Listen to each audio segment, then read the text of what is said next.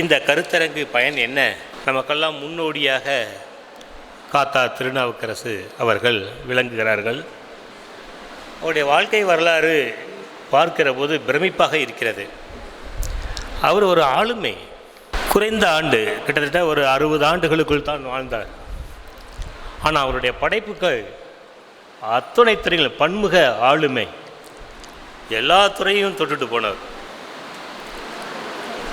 ஆச்சரியமாக இருக்கிறது. அப்படிப்பட்ட ஒரு ஆளுமை பராசக்தி கல்லூரி அடையாளம் கொண்டிருக்கிறது. ஆகவே இப்படி ஒரு வாய்ப்பு இல்லைன்னா நானும் இவ்வளவு படிச்சிருக்க மாட்டேன். படிக்க உள்ளே போனோம்னா அது ஆழமாக போயிட்டுருக்கு. எப்படி முடிக்கிறதுன்னு தெரியல. ஒரு அருமையான கருத்தரங்கு நடத்துவது என்பது சாதாரண விஷயம் அல்ல. இதுக்குள்ள துணிச்சல் வேணும். மாணவர்களுக்கு பயனுள்ள ஒரு கருத்தரங்கு நடத்துவது என்பது, திட்டமிட்டு நடத்துவது என்பது ரொம்ப ரொம்ப முக்கியம். அவங்களுடைய பங்களிப்பாக அவர்களுடைய அந்த துறையை சார்ந்த பேராசிரியர்கள் நான் பார்த்தேன். அந்த கோஆர்டினேட்டிவ் ரொம்ப அருமையாக பண்ணிகிட்டு இருந்தாங்க. பேராசிரியர் ஆனந்தகுமார் பேசுனா நான் குறிப்பிடுப்பேன். என்ன எக்ஸலண்ட்டு அறிவு சுரங்கம், திறனாய்வு, ஆராய்ச்சி. உடனே நாளைக்கு எங்கள் மாணவர்கிட்ட நான் பேசுவேன்.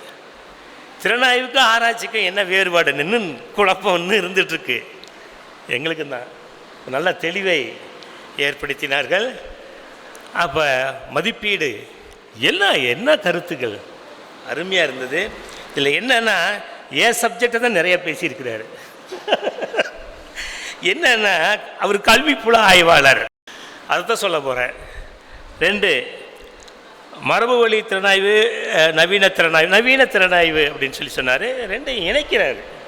அவர்கிட்ட ஒரு கொள்கை கிடையாது. கரெக்டாக சொன்னீங்க பேராசிரியர், ரொம்ப அருமையாக சொன்னாங்க. ஐடென்டி பண்ணிட்டார். சமரசம் பண்ணிட்டு போவாருங்க. ஆனால் எதிர்ப்பார். இந்துத்துவத்தை பற்றி பேசுவார், ஆனால் இந்துத்துவத்தோடு சமரசம் செய்து கொள்வார். அந்த மாதிரி ஒரு மென்மையான ஒரு கீழ்த்திசை மேல்திசை நாடுகளை இணைத்தே ஆக வேண்டும். நம்ம நினச்சோமா, நமக்கு இந்தியா பாகிஸ்தானக்காரனா பிடிக்காது, சீனாக்காரனா கண்டா பிடிக்காது. இது நல்ல கொள்கையா? மானிடத்தை பற்றி பேசுவது தமிழ் மாண்பு. மானிட நம்ம திருக்குறளை பேசுகிறாரு. அங்கே எங்கேயாவது தமிழ் இனம், தமிழ் மொழி, தமிழ் உணர்ச்சி எங்கேயாவது பேசியிருக்கிறாரா? ஆக உலக மானிடத்தை பற்றி பார்வை தமிழினுடைய பார்வை நிறைய பார்க்கலாம். நீங்கள் சங்க காலத்திலிருந்தே பார்க்கலாம். அப்போ கீழ்த்திசை மேல்திசை நாடுகளுடைய பண்பாடு நம்ம உடனே ஆங்கிலேயனா முகம் சொல்லிக்கிறோம். எல்லாம் அவனா நம்மளே கருப்புன்னு பார்க்குறான். இதெல்லாம் இன்னும் மனப்பக்குவம் வரல. திருவள்ளுவர் சாதாரண மனுஷன் இல்லை. 6வது அறிவிலிருந்து 7வது அறிவை நோக்கி இந்த உலக மானிடர்களை இட்டு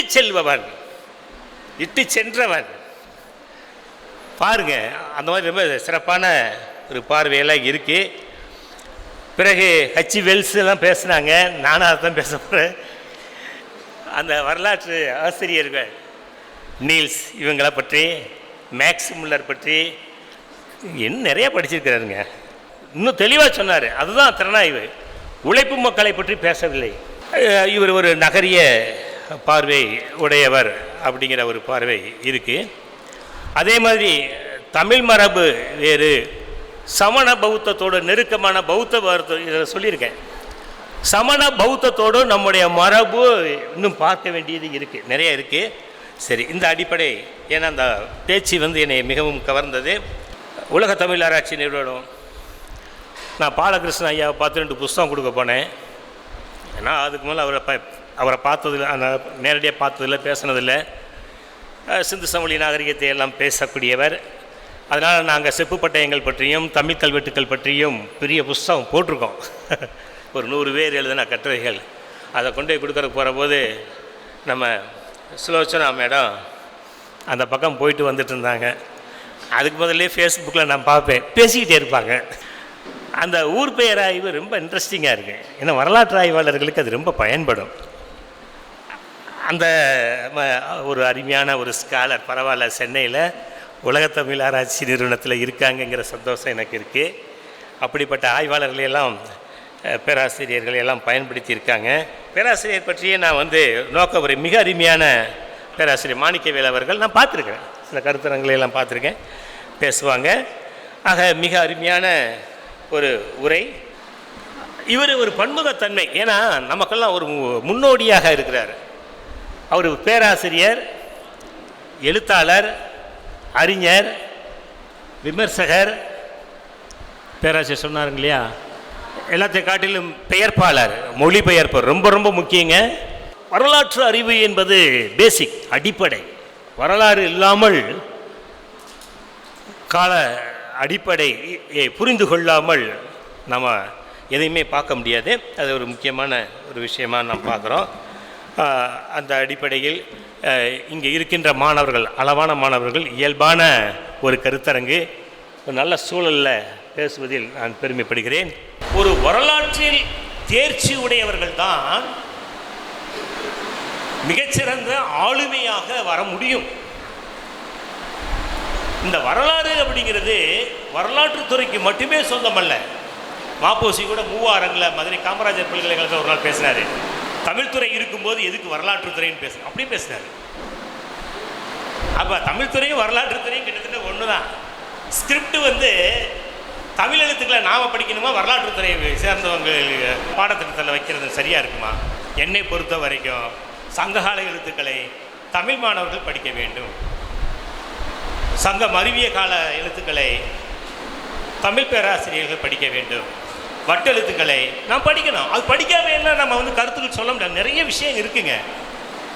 ஆக ஒரு எழுத்தினுடைய வளர்ச்சின்னு பார்த்தீங்கன்னா, நான் அதை கோட்டெழுத்தும்பான். சங்க காலத்தில் 2 எழுத்துல தான் 2300 கவிதைகளை எழுதுனா. 2 எழுத்து தாங்க, ஆச்சரியமாக இருக்கும். ஒன்று குத்துக்கோடு, இன்னொன்று படுக்கை கோடு. இந்த 2 கோடு வரைய தெரிஞ்சால், இப்படி ஒரு கோடு இப்படி ஒரு கோடு எழுத தெரிஞ்சால் நீங்கள் கவிதை எழுதலாம், இலக்கியம் எழுதலாம், என்ன வேணாலும் எழுதலாம். இதுதான் பிராமி ஸ்கிரிப்ட். ரொம்ப பெரிய பிரபஞ்சத்தில் இல்லை, அது அப்படியே கொஞ்சம் சாயுது. அதான் நீதி இலக்கிய காலம், கொஞ்சம் சாயுது, அதனால் சாய்வு எழுத்துன்னு அது பேர் வச்சோம். அடுத்து முழுமையாக சாய்ஞ்சிருது வட்டெழுத்து. பக்தி இலக்கியம் எல்லாம் வட்டெழுத்துல தான் எழுதுனது. இப்போ இருக்கிற எழுத்து சத்தியமாக தெரியாது. ஞானசம்பந்தருக்கோ, காரைக்கால் அம்மையாருக்கோ, ஔவையாருக்கோ, கபிலருக்கோ தெரியவே தெரியாது. அப்போ நம்ம எழுத்து முறை மாறிக்கொண்டே வருகிறது. இப்போ கண்டென்ட்டும் மாறிட்டு வரும். இந்த அடிப்படையில் நம்ம ஒரு வரலாற்று 15 நூல்களை எழுதியிருக்கிறாருன்னா, இந்த 15 நூல்கள் வரலாற்று நூல்கள். அப்போ அவருடைய வரலாற்றின் மீது உண்ட அக்கறை, வரலாற்றில் அவருடைய ஆர்வம். ஆக வரலாற்று என்பது ஒரு கண்டறிதல். நீங்கள் வரலாற்றை புரிஞ்சுக்கிட்டீங்கன்னா இந்த சமூகத்தை எப்படி வேணாலும் புரட்டி போட்டு படிக்கலாம், திறனாய்வு செய்யலாம், அல்லது நம்ம விமர்சனம் பண்ணலாம். ஆக வரலாறு என்பது அடிப்படை என்பதை சொல்லிட்டு பல பட்டங்கள் பெற்றிருக்காங்க. அடுத்தது மொழிபெயர்ப்புக்கு வருவோம். ஏதோ படிச்சிருக்கிறோம், ஏதோ மத்திய பல்கலைக்கழகத்தில் தமிழில் எழுத முடியாது, அதான் பெரிய விஷயம். ஒரு கடிதம் கூட எழுத முடியாது, ஆங்கிலம் தான் வேணும். அப்போ என்னென்னா, நமக்கு இணைப்பு மொழி ஆங்கிலம் என்பது மிக மிக முக்கியம். அப்போ மொழிபெயர்ப்பு என்பது மிக மிக முக்கியம். ரொம்ப கஷ்டப்பட்டுட்டு இருக்கு இப்போ நான். ஏன்னா கிராமத்தில் நாங்கள்லாம் கிராமத்து திண்ணை கிராமத்து பள்ளிக்கூடத்தில் படிச்சுட்டு காமராஜர், இப்போ தான் எனக்கு தெரியுது காமராஜர் போன அந்த சாப்பாடு. மதிய நேரம் போய் உட்காந்துக்குவோம், அந்த பாலை சாப்பிட்டுட்டு அந்த கோதுமையை சாப்பிட்டுட்டு, ஏன்னா எல்லாம் விவசாய குடும்பம் போயிடுவாங்க. அப்படி படித்த நாங்கள் ஆங்கிலமே கிடையாது. ஆக இன்னைக்கு வரைக்கும் இந்த ஆங்கிலம் என்பது ஒரு மிகப்பெரிய ஒரு பூதாகரமாக ஒரு பயமுறுத்தி கொண்டிருக்கின்றன. ஆக இதை பார்க்கிற போது, ஆனால் ஆங்கிலம் கண்டிப்பாக அவசியம். நாம் தப்பிக்க முடியாது. எங்கே ஓடி போய் ஒளிஞ்சாலும் விரட்டிட்டு வரும். உங்களே வளரணும்னா ஆங்கிலம் உங்களுக்கு அவசியம். இன்னொன்று சொல்கிறேன் சார், இனிமேல் நாங்கள் எப்படியெல்லாம் ஒன்று வேணாம், ஆர்டிஃபிஷியல் இன்டெலிஜென்ட்னு வந்துருச்சு. ஆக நீங்கள் எந்த ஒரு கருத்துக்களையும் இன்னைக்கு இயந்திர மொழிபெயர்ப்பு இருக்குது, கொஞ்சம் நம்ம டச் பண்ணணும். ஆக ஆங்கில மொழிபெயர்ப்பு இல்லாமல் இந்த உலகத்தில் வாழ முடியாது, வளர முடியாது. ஏனென்றால் திருநாவுக்கரசருடைய மொழிபெயர்ப்பு படிக்கிற பொழுது இங்கிலாந்தினுடைய வரலாறு, இங்கிலாந்தினுடைய கலை, கலாச்சாரம், பண்பாட்டை நாம் அறிந்து கொள்ள வேண்டும் என்றால், தெரிந்து கொள்ள வேண்டும் என்று சொன்னால் காத்தா திருநாவுக்கரசு அவர்களுடைய ஆங்கில புலமை, ஆங்கிலத்திலிருந்து தமிழுக்கு கொண்டு வந்த மொழிபெயர்ப்பு இல்லை என்றால் நாம் இங்கிலாந்தினுடைய வரலாறு, கலாச்சாரம், பண்பாட்டை தமிழ் கலாச்சார நாகரிக பண்பாட்டோடு நாம் ஒப்பிட்டு பார்க்க முடியும். அடிப்படை செஞ்சிருக்கிறாங்க சில பேர். ஆனால் இவருடைய கிட்டத்தட்ட இந்திய வரலாறு 1000 பக்கங்கள். நான் தயங்கி மகாட்ட சொல்கிற போது அதெல்லாம் நீங்கள் நல்லா பண்ணிவிடுவீங்க அண்ணே அப்படின்ட்டாங்க. அந்த நம்பிக்கை தான். பார்த்தா ரெண்டாவது நாள் எங்கே எந்த புஸ்தகம் எனக்கு ஒன்றும் புரியல. 3வது நாள் ஒரு பெரிய பார்சல் வருது. என்னங்கடா பார்சல், நமக்கு என்ன இவ்வளோ பெரிய பார்சல் வருதுன்னா இவங்க அனுப்பியிருக்காங்க. இந்திய வரலாறு 1000 பக்கம், இங்கிலாந்து வரலாறு 1000 பக்கம் பார்சல் படிக்க சொல்லி. ஒன்று மட்டும் கவனத்தை எடுத்துக்கொள்ளுங்கள் மாணவர்களே, மிக மிக முக்கிய மொழிபெயர்ப்பு. நீங்கள் அது நமக்கு குறை இருக்கலாம், ஆனால் இன்னைக்கு இன்னைக்கு நிறைய எக்யூப்மெண்ட்ஸ் வந்துருச்சு, நமக்கு தொழில்நுட்ப கருவிகள் வந்து விட்டது. நீங்கள் கஷ்டப்படவே வேணாம், தாழ்வு மனப்பான்மை விட்டுடுங்க. ஏன்னா நாங்கள் அப்படி தான் தப்பிச்சிட்ருக்கோம். மத்திய பல்கலைக்கழகத்தில் பெரிய நாலேஜெல்லாம் கிடையாது. ஆனால் அதை வைத்து கொண்டு நாம் செய்ய முடியும், வளர முடியும். ஆக இந்த அப்படி பார்க்கிற போது 5 நூட்கள், 3 இலக்கிய சிற்பிகள் பற்றிய 3 நூட்களை மொழிபெயர்த்திருக்கிறாரு. 2 இங்கிலாந்து வரலாறு, இந்திய வரலாறு. ஒருவேளை காலம் அவருக்கு இல்லாமல் போய்விட்டது என்று தான் பார்க்க வேண்டும். காலம் இருந்திருக்குமே, ஆனால் இன்னும் ஏராளமான புத்தகங்களை, ஏராளமான வெளிநாட்டு கலாச்சார பண்பாட்டை வெளிப்படுத்தக்கூடிய புத்தகங்களை எல்லாம் தமிழுக்கு நல்ல ஒரு ஆக்கமாக அவர் கொடுத்திருப்பார்கள். ஒவ்வொரு நாட்டு இலக்கியமும் அவன் இங்கே பக்கத்தில் இருக்கிற மலையாளத்தை சேர்ந்தவங்களே தமிழ் வரலாறை காட்டிலும் எங்கள் வரலாறு இன்னும் முதன்மையானதுன்னு சொல்கிறான். தெலுங்கு பகுதியை சேர்ந்தவர்கள் இங்கே கிடைக்கிற பெருங்கற்கால பண்பாட்டு சின்னங்களை காட்டிலும் ஆந்திராவில் கிடைக்கிற பெருங்கற்கால பண்பாட்டு சின்னங்களுடைய கார்பன் டெஸ்ட் கூடுதலாக சொல்லுகிறது. ஆகவே ஆந்திர மக்களாகிய நாங்கள் தான் ஆதிக்குடி என்று உறுதியாக தொல்லியலாளர்கள் மூலமாக சொல்ல வைக்கிறார்கள் என்று சொன்னால் இன்னும் குண்டு சட்டிக்குள்ள குதிரை ஓட்டிகிட்டு இருக்க முடியாது. நான் தான் பெரிய ஆளுன்னு இதுக்கு என்ன சொல்ல போகிறீங்க? ஆனால் இருக்குது, இரும்பு போன்ற கருவிகள் போன்றவையெல்லாம் நமக்கு இன்னும் சப்போர்ட், அதுக்காக இல்லைன்னு சொல்ல முடியாது. ஆனால் தமிழினுடைய தொடர்ச்சியான ஒரு வரலாறு வேறு எந்த மொழிக்கும் கிடையாது. இதே தெலுங்கு மொழி கூட 1000 ஆண்டுகளுக்கு பிறகு, மலையாள மொழி ஒரு 800 ஆண்டுகளுக்கு முன்பு, கன்னட மொழியும் ஒரு 1000 ஆண்டுகளுக்கு முன்பு தான் பிரிஞ்சிருக்கு. ஆகவே தமிழ் ஒன்றுதான் தொடர்ச்சியாக வந்து கொண்டு இருக்கின்ற ஒரு மொழி என்பதை நாம் பார்க்குறோம். சரி, இதில் ராஜாராம் மோகன் ராயை பற்றி என்ன தெரியும்? நான் என்ன நினச்சேன்னா, படிக்கிற போது உடன்கட்டை ஏறுகின்ற பழக்கத்தை அவர் மறுத்தார். இது ஒன்று தான் எனக்கு தெரியும். ஒரு புரட்சிவாதி, நிஜமாவே. எப்படி புரட்சிவாதி? இந்துத்துவத்தில் இருந்து கொண்டு இந்து கல்லூரியை ஆரம்பித்து, ஆக இந்து சமயத்தை போற்றிக்கொண்டு இந்து சமயத்தில் இருக்கக்கூடிய சமய சடங்கு முறைகளை மிக கடுமையாக சாடுகிறார். அப்போ எதிர்ப்பு வருமா வராதா? கடுமையான எதிர்ப்பு, மிக கடுமையான எதிர்ப்பு. இந்த பக்கம் அங்கே மிஷினரிஸ், கிறிஸ்தவர்கள் கிறிஸ்தவத்தை போற்றுகிறார், ஆனால் கிறிஸ்தவத்தில் உள்ள குறைகளையும் சொல்லுகிறார். இதுதான் நடுநிலை ஆய்வு.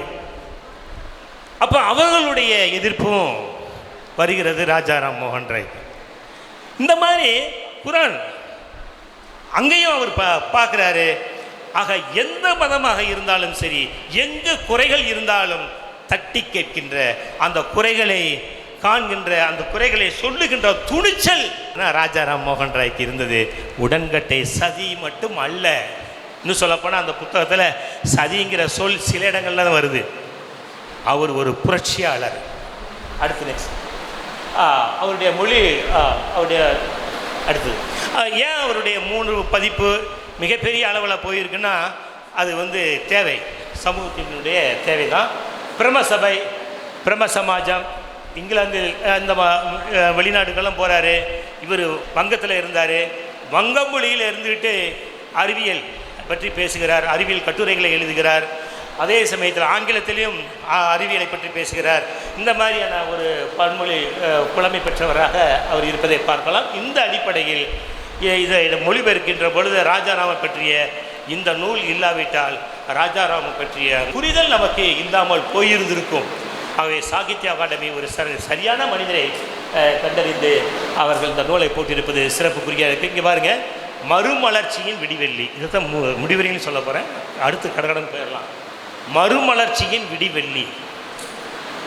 பிறப்பால் பிராமணர், ஆனால் பிராமணர் சப்போர்ட் கிடையாது. பொருளற்ற சமய சடங்குகளை சாடியவர். சமய உண்மைகள் வேறு, சமய சடங்குகள் வேறு. ஒன்றே குலம் ஒருவனே தேவன்.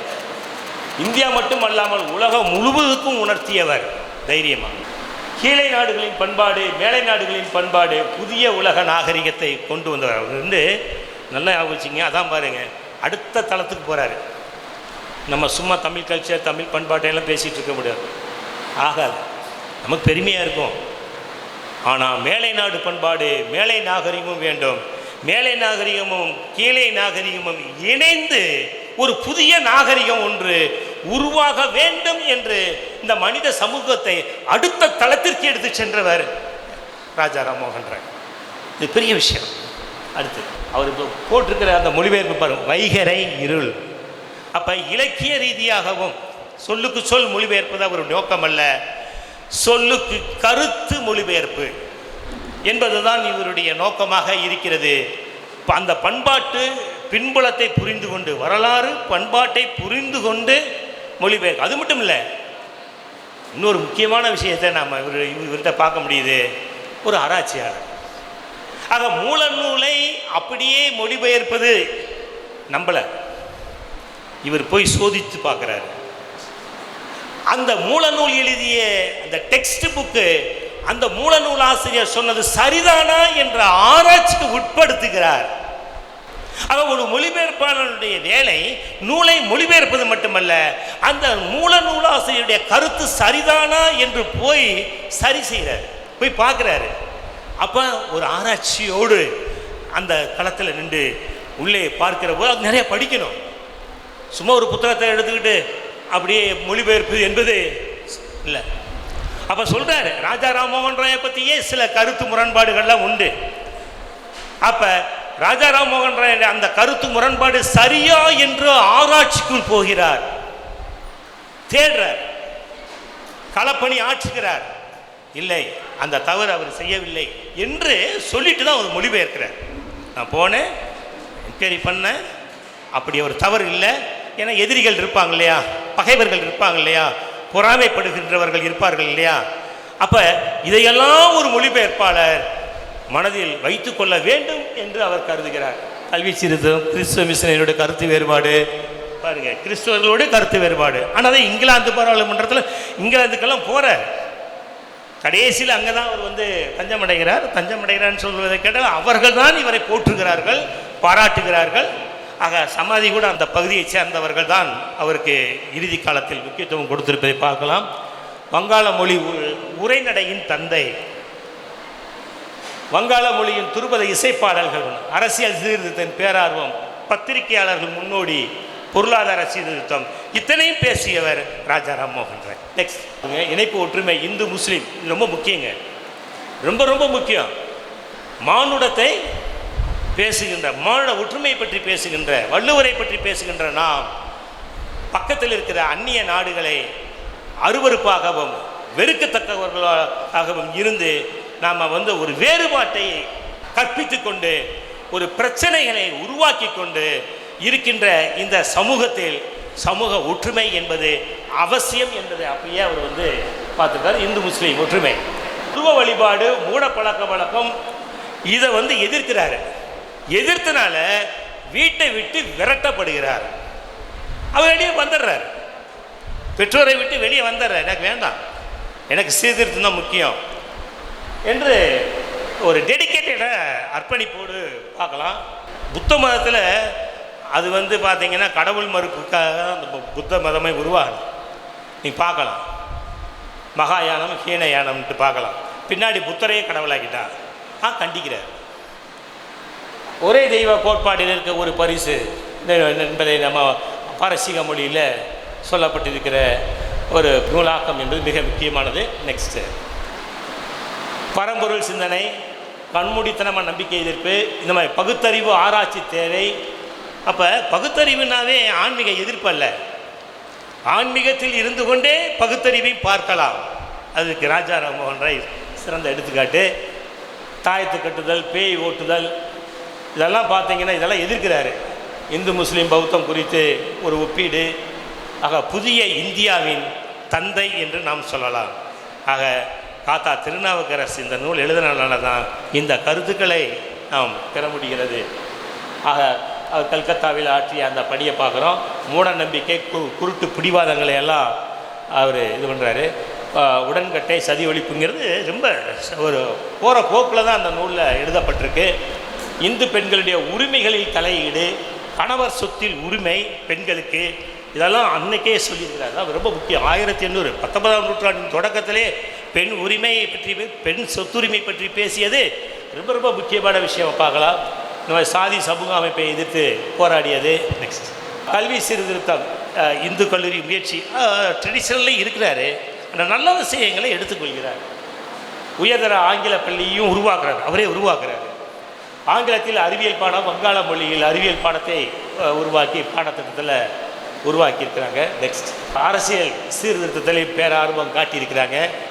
அந்த நீதிபதி ஆங்கிலேயர்கள் இருந்த காலத்தில், இப்போ இந்த காலத்தை வச்சு பேசக்கூடாது. ஆங்கிலேயர் காலத்தில் நீதிபதிக்கு இணையாக இணை நீதிபதி வேண்டும் என்று சொன்னவர். அது மட்டுமல்ல, நீதிபதி வேண்டும் என்று கேட்டவர். நீதிமுறை மதிப்பீட்டாளர்களை உருவாக்க வேண்டும் என்று சொன்னவர். உரிமை வழக்கு சட்டம், இந்த மாதிரி நிறைய விஷயம், நிறைய சீர்திருத்தங்களை பற்றி பேசுகிறார். நெக்ஸ்ட் வரலாற்றில் உயிருள்ள ஒரு இணைப்பு பாலம். தொடர்ந்து நம்ம எல்லாத்துலேயும் பார்க்குறோம்.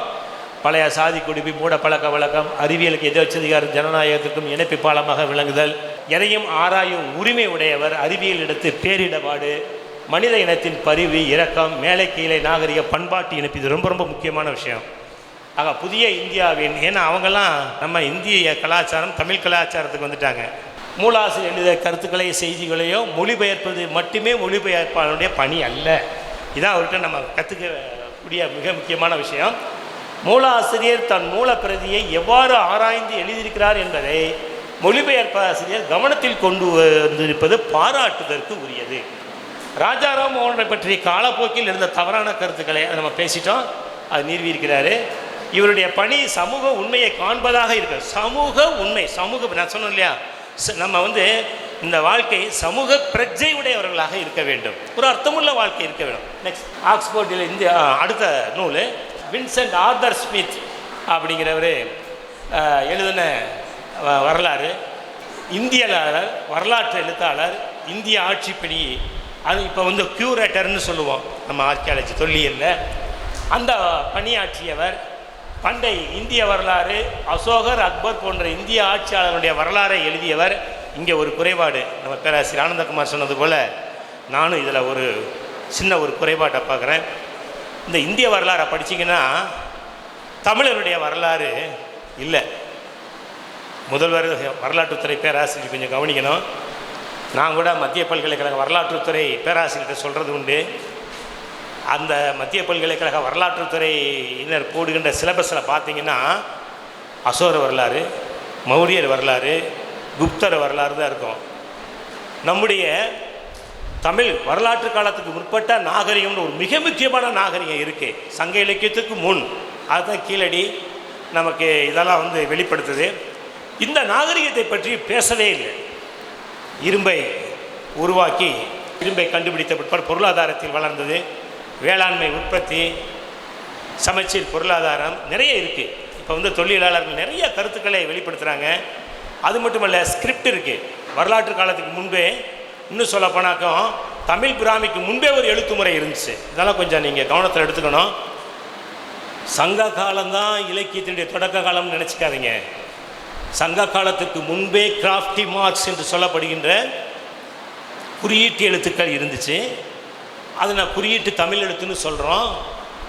அதுதான் பாலகிருஷ்ணன் அவர்கள் சிந்து சமவெளி நாகரிகத்தோடு அவர் ஒப்பிட்டு கிட்டத்தட்ட அதே காலகட்டத்தில் இங்கே ஒரு செழுமையான நாகரிகம் இருந்திருக்கு. அந்த நாகரிகம் பிரம்மாண்டமான நாகரிகம், சாதாரண நாகரிகம் இல்லை. சங்க இலக்கியத்தை மட்டும் வைத்து கொண்டு அகம் புறம்னு பேசிகிட்டு இருந்தா தமிழ் பண்பாடு என்பது இழிவுபடுத்தப்படுவதாகத்தான் பார்க்க முடியும். பிரம்மாண்டமான வழிபாடு, அவனுடைய ஆற்றல், அவனுடைய சக்தி, அவனுடைய உழைப்பு, அந்த பரியல் சைட்டை போய் பாருங்க, என்ன ஆச்சரியமா இருக்கு. ஒரு டன், ஒரு கல்லறை, ஒரு சிஸ்ட். அப்ப மாபெரும் மனிதன், இறந்த மனிதனுக்கு அடக்கம் செய்கின்ற ஒரு உன்னத கலாச்சாரத்தை கொண்டு வருகிற போது பிரம்மாண்டமாக செய்கிறான். அதுதான் கீழடி எல்லாரும் போய் நம்ம பார்த்துட்டு இருக்கிறோம். அது மாதிரி ஒரு கீழடி, இந்த கீழடி தான் உலகம்னு நினச்சிட்டு இருக்காதிங்க. அதை விட கொடுமணல் என்கின்ற நாகரிகம் அதை விட சிறந்தது. நாங்கள் எங்கள் கண்ணோட்டத்தில் நாங்கள் உலகில் அதிகமான எழுத்துக்கள் கிடைக்கின்ற இடம் கீழடி கிடையாது, கொடுமணல், கொங்கு நாட்டில். அது ஒரு வணிக நகரம். கிரேக்கோ ரோமானியர்கள் தடையற்று வந்த பொன் வாணிகம் செய்கின்ற, ஆக அணிகலன்கள் வியாபாரம் செய்த மிக அருமையான இடம். ஏன்னா எழுத்துக்கள் அதிகமாக கிடைக்கிறது கொடுமணல்ல. ஆயிரக்கணக்கான எழுத்துக்கள், அதற்கு மேற்பட்ட குறியீட்டு எழுத்துக்கள். அப்போ இதெல்லாம் பார்க்கிற போது இவருங்க உண்மையிலேயே ஆங்கிலேயர்கள் தமிழருடைய நாகரிகத்தை காப்பாற்றியவர்கள் தமிழர்கள் அல்ல, ஆங்கிலேயர்கள். நீங்கள் வரலாறு படிங்க, நிச்சயமா. இன்ஃபேக்ட் ஏன்னா தமிழனுடைய நாகரிகம் பார்க்கல, உலக மனிதனுடைய வரலாறு, உலக மானிடத்தின் வரலாறு, உலக மானிடத்தினுடைய வரலாற்றை நாம் பாதுகாக்க வேண்டும் என்று அவ்வளவு இந்த துறையை உருவாக்கி மிகப்பெரிய அளவில் சீர்திருத்தம் பண்ணான். பூமிக்கு கீழே ஏதாவது பொருள் கிடைச்சதுன்னா உன்னை கொண்டு ஜெயிலில் போடுற அளவுக்கு அவனுடைய சட்டத்திட்டங்கள்லாம் உருவாக்கினான். ஆக தமிழ் வரலாறு பாதுகாக்கப்பட வேண்டும் என்பதல்ல, இது மானிட வரலாறு பாதுகாக்க வேண்டும் என்று ஆர்காலஜிக்குள்ளே போனீங்கன்னா எல்லாத்தையும் பாராட்டலாம். அப்படிப்பட்டவர் தான் இவர். ஆனால் அப்படிப்பட்ட இவருடைய டிரான்ஸ்லேஷன் பண்ணுற போது தாத்தா திருநாவுக்கரசு அவர்கள் பிராமிஸ்க்கு சில இடங்களில் தான் சொல்கிறாரு தொல்லியல் பற்றி. ஒருவேளை அவருக்கு தொல்லியல் பற்றிய புரிதல் அந்த காலகட்டத்தில் இல்லை. 1929 இறந்துடுறாரு இல்லையா? ஆகையினால இப்போ ஒரு வேறொரு காலகட்டத்தில் நாம் இருக்கிறோம். இப்போ இருக்கிற காலகட்டத்தினுடைய இப்போ இருந்து நீங்கள் வரலாறை பாருங்கள், பண்பாட்டை பாருங்கள், எங்கேயோ கிட்டத்தட்ட கிமு 5000க்கு போயிட்டோம். இப்போ எல்லா காரணம் எல்லாம் உறுதி வாய்ந்த அறிவியல் முறை சார்ந்த கருத்துக்கள். ஆக சங்க இலக்கியத்தை சங்க காலத்திற்கு முன்பே மிக பிரம்மாண்டமான தொழில்நுட்ப பார்த்தீங்கன்னா வேர்ல்டில் அந்த பிளாக் அண்ட் ரெட் வேர்னு சொல்லுவாங்க. இன்றைக்கும் அந்த டெக்னாலஜி யாரும் செய்ய முடியாது. அந்த பெயிண்டிங்ஸை இன்னும் யாரும் கண்டுபிடிக்கல. 2000 வருஷத்துக்கு முதல்ல இன்னும் அப்படியே பளபளன்னு இன்னும் மண்ணுக்கு கீழே இருக்கிற அந்த பேட்ரிஸை பார்த்தீங்கன்னா ஒவ்வொன்றையும் நாங்கள் எடுத்து கண்டுபிடிக்கிற போது அவ்வளோ புலக ஆகிதம் புதுசாக இப்போ நேற்று செஞ்ச மாதிரி இருக்கும். அது 3000-4000 ஆண்டுகளுக்கு முன்பு மண்ணுக்குள்ளே இருந்தது. அப்போ இந்த மட்பாண்ட கலை என்பது உலகத்தில் மிக அரிய பணியாக நாங்கள் இன்னும் பெருமையாக சொல்லுவோம். தமிழ்நாட்டோட ஒப்பிடுகிற போது கொங்கு நாட்டு தொழில்நுட்பம் மிகச்சிறந்தது என்று சொல்லுகின்ற அளவிற்கு அங்கே பார்த்தீங்கன்னா கோட்டிங்ஸ், கடல் அலை வரிசை கோட்டிங் என்றெல்லாம் பேர் கொடுத்துருக்காங்க. கோயமுத்தூர் பேரை கொண்டு வர்றான். அப்போ அந்த மாதிரியான பிளாக் அண்ட் ரெட் இருக்கிறது திராவிட கல்ச்சர். பேராசிரியர்கள் சொன்னாங்க ஆரிய கல்ச்சர் வேறு, திராவிட கல்ச்சர் வேறு. ஆரிய கல்ச்சரில் பிளாக் அண்ட் ரெட் வேறே கிடையாது, சாம்பல் நிற ஓடுதான்.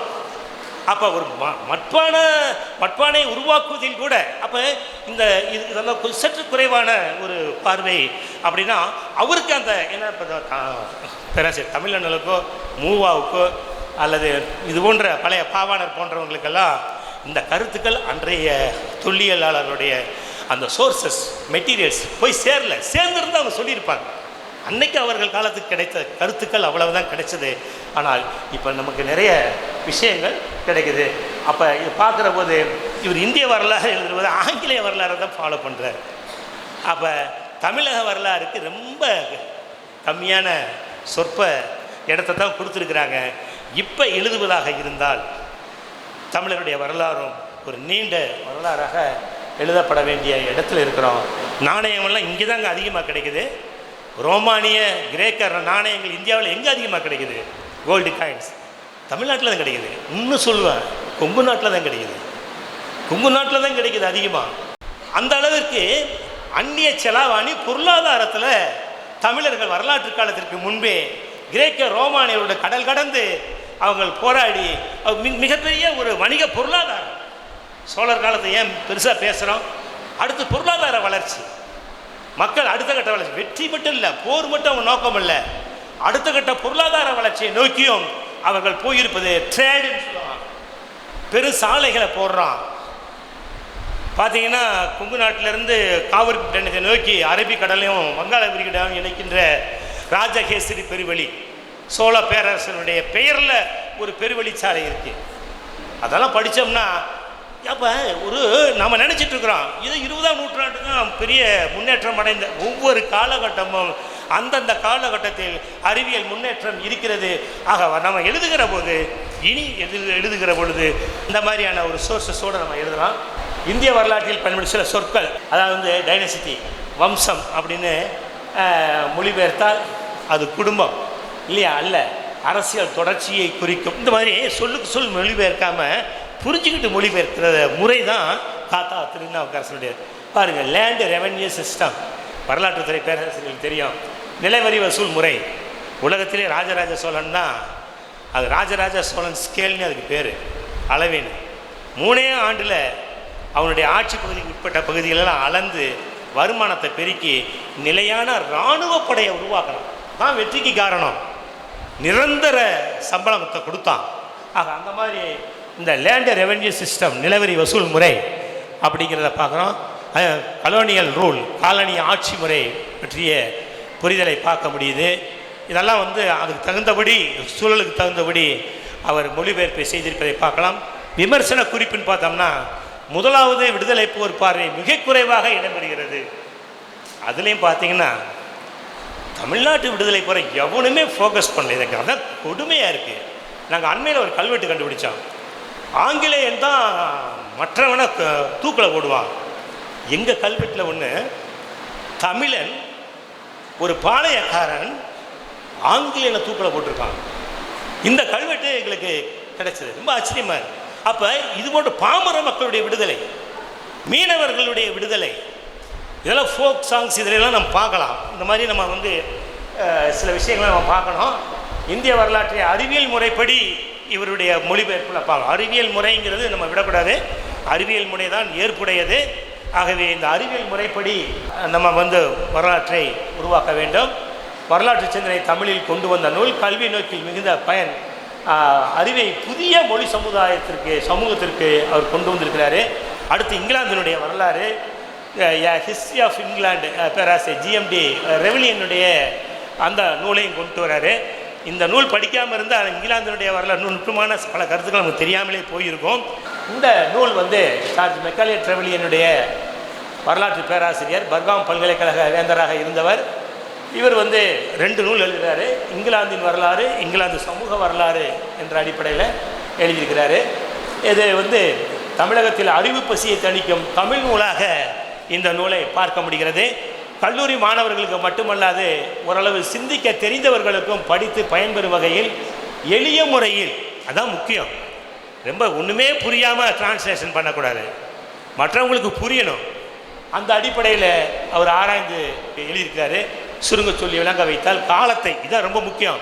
வரலாற்றை மட்டும் விட்டுறாதுங்க, காலத்தை கண்டிப்பாக நம்ம கணிக்கணும்.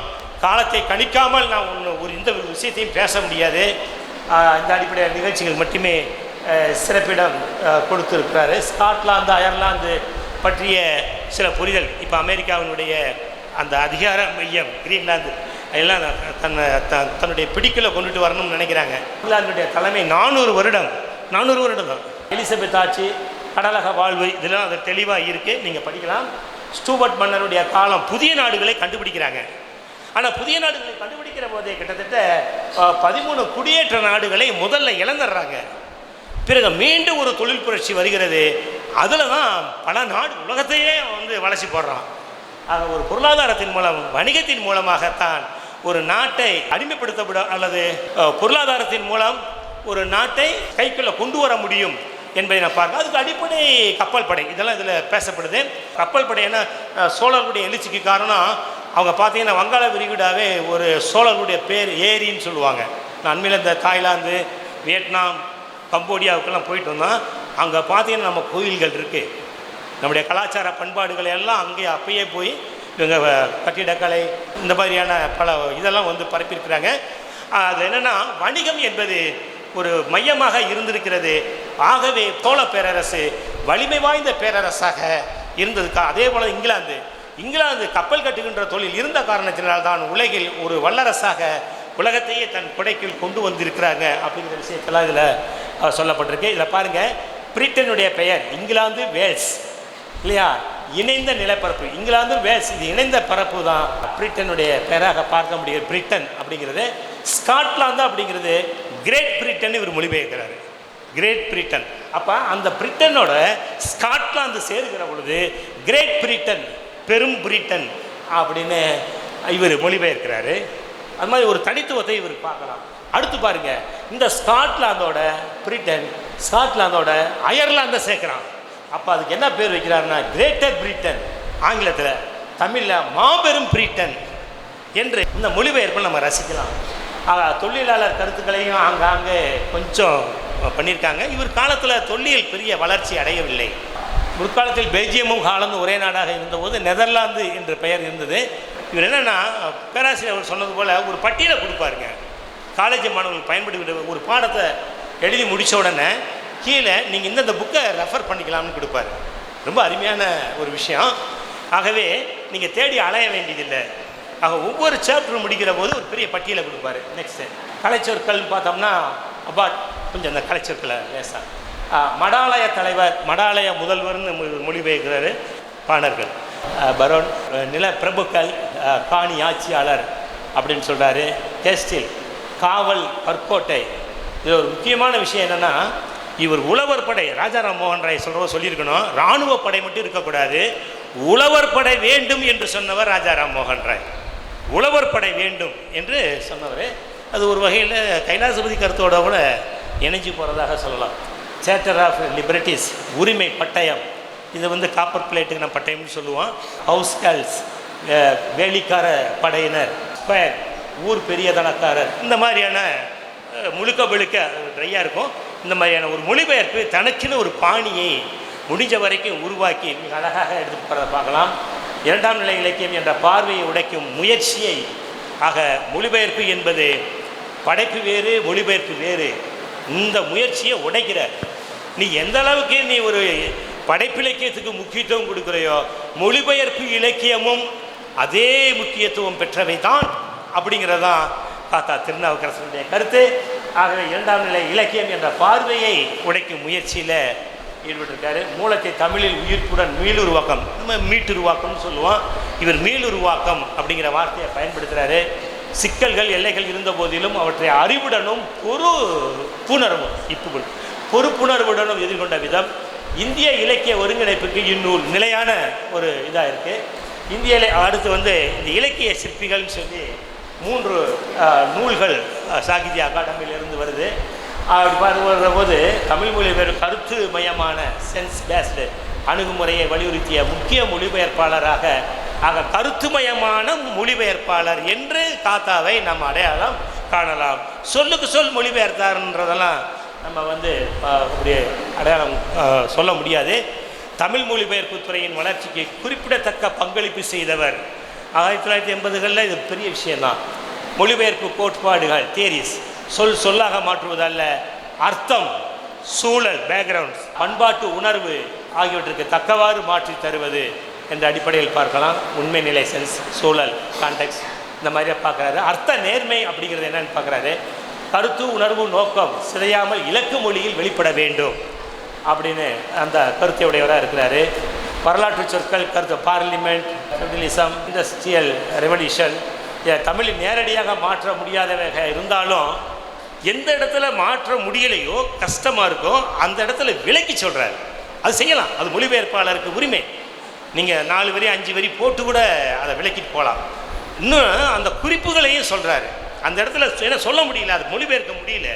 அப்போ அந்த இடத்துல கீழே என்ன குறிப்புகள் போட்டு அதை எவ்வளவு விளக்க முடியுமோ அந்த அளவுக்கு விலக்கிட்டு போகிறதையும் பார்க்க முடியும். மொழி அகாடமிக் ப்ளஸ் எளிமை இரு நிலைகளையும் சமநிலைப்படுத்துகிறது என்ற கருத்துடையவராக இருக்கார். பொது வாசகர்களுக்கும் கல்லூரி மாணவர்களுக்கும் ஏற்ற நடை, இதான் ரொம்ப முக்கியம். ரொம்ப எளிமையாக கொடுக்கணுங்க. சில இடங்களில் மொழி நூலாசிரியர் தன்மை, டெக்ஸ்ட் புக்கு டோன் கொண்டதாக இருந்தாலும் அது வரலாற்று நூலின் இயல்பாகவே இருக்கலாம். கல்வி சார்ந்த செம்மை, பொது வாசகர்கள் எளிமை, இதெல்லாம் சமஸ்கிருதம், இந்தி, இதெல்லாம் பார்க்கலாம். இந்திய தமிழ் வாசகர்களுக்கான ஏற்பாக்கம், இந்த மொழிபெயர்ப்பை வெறும் மாற்றமாக இல்லாமல் பண்பாட்டு இடைச்சேர்க்கையாக பார்க்க வேண்டும். இதான் ரொம்ப முக்கியம். பண்பாட்டு இடைச்சேர்க்கை, 2 பண்பாடுகளையும் இணைக்க வேண்டும். இதுதான் மொழிபெயர்ப்பினுடைய வெற்றி வேறுபாட்டை காட்டுவதல்ல. ஆக உலக ஒருமைப்பாட்டை உருவாக்குவதற்கு மொழிபெயர்ப்பு அவசியம். அடுத்து மறு உருவாக்கம், ரீக்ரியேஷன் பார்க்கலாம். பிற மொழி இலக்கியங்களை தமிழுக்கு கொண்டு வந்ததன் மூலம் உலக இலக்கியங்களை தமிழர் நம்ம தெரிஞ்சுக்கிறதுக்கு இது நல்ல ஒரு வாய்ப்பு. அடுத்து பண்பாட்டு பரிமாற்றம், மூல நூலினுடைய நோக்கம், கருத்து, தகவல் மாற்றமின்றி இயல்புத்தன்மையாக இருக்கணும். வாசக நேயம் உடையதாக இருக்க வேண்டும். பயன்கள்னு பார்க்குற போது பல்கலைக்கழகங்களில் ஒப்பீட்டு இலக்கிய பாடங்களுக்கு துணை நூலாக, மொழிபெயர்ப்பு ஆய்வு பாடங்களின் மாதிரி நூலாக, இந்திய இலக்கிய வரலாறு கற்கும் மாணவர்களுக்கு அடிப்படை நூலாக, ஆக அவருடைய நூல்கள் இந்த 5 நூல்களும் அந்த அடிப்படையில் இந்த சமுதாயத்துக்கு மாணவர்களுக்கு பயன்படக்கூடிய விதத்தில் இருக்குது. இது ஒரு வெற்றிடத்தை என்னென்னா இந்திய இலக்கியம் குறித்த அறிமுகம், ஒருங்கிணைத்த அறிமுக நூல்கள் குறைவாக. இந்திய இன்னும் நம்ம மிகப்பெரிய குறை. வரலாற்றுத்துறை பேராசிரியர் கவனத்தில் எடுத்துக்கணும், எங்கள் தமிழ் துறை பேராசிரியர்கள் கவனத்தில். ஏன்னா இந்திய வரலாறு என்பது இன்னும் நம்ம சரியாகவே எழுதலை. அவங்கவுங்க பார்வையில் அவங்கவுங்க எழுதிட்டாங்க. ஆக ஒருங்கிணைக்கின்ற ஒரு நேசம், ஒரு தேசியம் என்று கட்டமைக்கின்ற பொழுது நாம் அதை இன்னும் சரியாக எழுத வேண்டியிருக்கு. இந்திய இலக்கியம் குறித்த அடுத்து இந்திய அளவிலான கருத்து உணர்வு பண்பாட்டு அடையாளங்களை தமிழில் மீளுருவாக்கம் செய்த படைப்பாக அமைகிறது. தகவல் பரிமாற்றம்ங்கிறது தெரிஞ்ச விஷயம். நுணுக்கமான ஆய்வு பார்வை வேண்டும். மொழிபெயர்ப்பிலையும் நவீன மேற்கத்திய சிந்தனைகளையும் கோட்பாடுகளையும் தமிழில் கொண்டு வர வேண்டும். நவீன மேற்கத்திய சிந்தனைகளையும் நம்ம கடன் வாங்கணும். 8 திக்கும் சென்றிருவீர், குழந்தைங்கு சேர்ப்பீர். அப்போ நம்ம தனித்தளம் இனிமேல் உண்மைத்தன்மை, மூல நூலுக்கு விசுவாசம், இந்திய மரபின் தொன்மை, அறிவு பரிமாற்றம், கலாச்சார புரிதல், ஆய்வுலகிற்கான பங்களிப்பு இவரிட இருக்கிறத பார்க்கலாம். அறிவியல், தர்க்கம், தத்துவம், வரலாறு, மானிடவியல், இப்படி நிறைய அவருடைய மொழிபெயர்ப்புகளில் பார்க்க முடியுது. கடைசியாக இவர் சொற்களை அல்ல கருத்துக்களை மொழிபெயர்ப்பது, இது ரொம்ப முக்கியம். திருப்பி அதை தான் சொல்கிறோம். இது அவருடைய ஸ்டைல். தமிழின் இயல்பை காத்தல், பண்பாட்டை உணர்ந்து மாற்றுதல், வாசகனை மையமாக கொண்ட நடை. கடைசியாக மதிப்பீடுன்னு பார்க்குற போது நெக்ஸ்ட்டு இது ஒரு நம்பகமான முதல்ல மொழிபெயர்ப்பாளர் மீது நம்பிக்கை வேண்டும். ஆக நம்பகமான நூல், நம்பகமான ஆசை. அவர் பொய் சொல்ல மாட்டார். அவர் தமிழுடைய வரலாறை மேன்மைப்படுத்தி சொல்ல மாட்டார். அப்படிங்கிற நம்பிக்கை வேணும். அந்த மாதிரி ஒரு நம்பிக்கைக்குரிய நம்பகமான நூல், தெளிவு, நேர்மை, வாசக நேயம் இருக்குது. முன்மாதிரி மாணவர்களுக்கான பங்களிப்பாக இருக்கிறது. ஏன்னா அவர் போட்ட டெஸ்ட் புக்கு தான், நீங்களாம் படிச்சிருப்பீங்கன்னு நினைக்கிறேன். ஐரோப்பிய மைய கண்ணோட்டம், விமர்சனம், இதுதான் ஒரு குறைபாடு. ரொம்ப ரொம்ப குறைவு. இன்னும் விமர்சனம் பண்ணியிருக்கலாம். ஒருவேளை அவருடைய காலத்தில் அது குறைவாக இருந்திருக்கலாம். நீங்கள் அது பண்ணலாம். எதிர்காலத்தில் விமர்சனமின்றி ஏற்கப்பட்டதாக தோன்றுகிறது. நம்ம விமர்சனம் பண்ணணும். நான் சொன்னேன் இல்லையா, நம்ம விடுதலை போராட்டத்தை பற்றியெல்லாம் நம்ம இன்னும் சரியான ஒரு கண்ணோட்டத்தை வெளிப்படுத்தலை. பாமர மக்கள், உழைப்பாளிகள், இவர்களுடைய போராட்டம் மிக மிக முக்கியமானது. நம்ம வரலாற்றில் 1857 தான் முதல் சுதந்திர போராட்டம். அது கிடையாது, அவன் எப்பயும் ஆரம்பிச்சிட்டான். பாளையக்காரர்களுடைய எழுச்சியும் அந்த போரை பார்க்கணும் நீங்கள். புலித்தேவன், கான் சாஹிப்பு, ஆக இவங்களுடைய போராட்டத்தை பார்த்தீங்கன்னா பயங்கரமாக இருக்கும். அந்த மாதிரியெல்லாம். அது மட்டும் இல்லை, சாதாரண தொழிலாளர்கள், ஊரான் தோட்டத்திலே ஒருவன் போட்டானா வெள்ளரிக்காய், காசுக்கு 2 விற்க சொல்லி கடிதம் போட்டானா வெள்ளரிக்காய். யார் ஒரு தொழிலாளி பாடுறான். ஏன் நம்ம தோட்டத்தில் விளைகிற விளைச்சலுக்கு இவன் யார் 2000 மைலுக்கு அப்பாலிருந்து இவன் வரி போடுறான். அப்போ எந்த அளவுக்கு இது நாட்டுப்புற பாடலில் கூட நமக்கு இருக்குதுன்னு பார்க்குற போது ஒரு எழுச்சியை பார்க்க முடியுது. ஆகவே இன்னும் பரந்துபட்ட நம்முடைய தமிழ் தேசிய வரலாறு, இந்திய தேசிய வரலாறை நாம் உருவாக்குகின்ற போது பன்னாட்டோடு இன்றைக்கி 190 நாடுகளுக்கு மேலே இருக்குது. ஆகவே இன்னும் இந்த தேசிய இனத்தை எல்லாம் கண்டுபிடி நிறைய வேலைகள் இருக்குது. நமக்கு ஆரிஜின் எங்கே இருக்குது, சிரியாவிலிருந்து தோன்றியதாக சொல்லி எல்லா நாடோடிகளாக இருந்தோம் தான். தமிழ்நாட்டை இந்த மண் எனக்கு சொந்தம்னு சொல்கிற டூப்பு. எவனுமே இந்த நாட்டில் இந்த மண்ணில் தோன்றியவன் கிடையாது. நான் வச்சுக்கோங்க, எல்லாம் நாடோடிகளாக இருந்தோம் தான், மைக்ரேஷன் ஆனவன் தான். ஆகவே இதெல்லாம் வரலாறு தெரியாத குழப்பவாதிகள். ஆக இந்த மாதிரி ஒரு மானுடத்தை நாம் போற்ற வேண்டும். உலக நாடுகள் ஒற்றுமையை பாராட்ட வேண்டும் என்று சொன்னால் மொழிபெயர்ப்பு மிக அவசியம். இது காத்தா திருநாவுக்கரசர் புரிந்து கொண்டு மொழிபெயர்த்திருக்கிறார்கள். ஆகவே அவருடைய வழியில் மாணவர்கள், பேராசிரியர்கள் நாமும் நம்முடைய பங்களிப்பு இதில் இருக்க வேண்டும் என்று கேட்டுக்கொண்டு வாய்ப்புக்கு நன்றி கூறி விடைபெற்றுக் கொள்கின்றேன். நன்றி, வணக்கம்.